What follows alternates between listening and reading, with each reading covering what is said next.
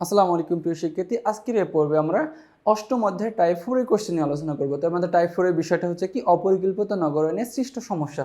তো দেখো আমাদের এই অপরিকল্পিত নগরায়নের সৃষ্ট সমস্যা থেকে কেমন কোশ্চেন আসতে পারে আমরা একটু দেখি। আচ্ছা, 39 নম্বর কোশ্চেনটা কি বলতেছে দেখো, বলতেছে যে অপরিকল্পিত নগর গড়ে ওঠার ফলে কি হচ্ছে। এক নম্বর যানজটের সমস্যা, যানজটের সৃষ্টি হচ্ছে, এটা আমাদের ঠিক আছে। তারপরে দেখবা 2 নম্বর কি ফসলের জমি হ্রাস পায়। আচ্ছা, ফসলের জমি হ্রাস পাচ্ছে কিভাবে, যে অপরিকল্পিতভাবে নগর বসতি গড়ে তুলছো। যখন কি তুমি ফসলি জমির জায়গায় তুমি কি যে ঘর বাড়ি তৈরি করতেছো, তাহলে কি ফসলের জমি হ্রাস পাচ্ছে মানে কমে যাচ্ছে। তারপরে পানিবাহিত রোগ বৃদ্ধি পাচ্ছে। আচ্ছা, অপরিকল্পিত নগরায়ন গড়ে তোলার পরে তো পানিবাহিত রোগ কোনোভাবে বৃদ্ধি পায় না, তাই না? এটা কোনোভাবে এর সাথে কি কানেক্টেড না। তাহলে আমরা বলতেছি কি 1 এবং 2 মানে কি ক আনসার। এরপর 40 নম্বর কোশ্চেন কি বলতেছে,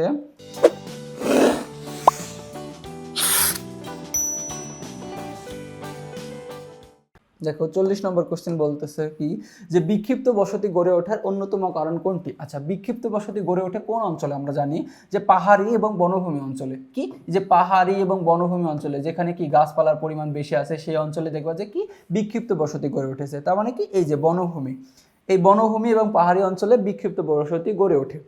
এরপরে 41 নম্বর কোশ্চেন যে নিচের কোনটি বাণিজ্য ভিত্তিক নগর। আচ্ছা, এই যে নিচের চারটার মধ্যে বাণিজ্য ভিত্তিক নগর কোনটি। ভারতের রানীগঞ্জ, সৌদি আরবের মদিনা, ফ্রান্সের প্যারিস, আমরা জানি যে মরক্কোর ফেজ। এই মরক্কোর ফেজ মূলত হচ্ছে কি বাণিজ্য ভিত্তিক নগর একটি। এরপরে হচ্ছে আমাদের 42 নম্বর কোশ্চেন কি বলতেছে, দেখো 42 নম্বর কোশ্চেন বলতেছে যে একটি দেশের মোট জনসংখ্যা 15 কোটি এবং মোট আয়তন 1,50,000 বর্গ কিলোমিটার। এখন 1,50,000 আর 15 কোটি, এই 15 কোটিকে তুমি 1,50,000 দিয়ে যখন কি ভাগ করবা, তাহলে কি আমরা ওই দেশের জনসংখ্যার ঘনত্ব পেয়ে যাব।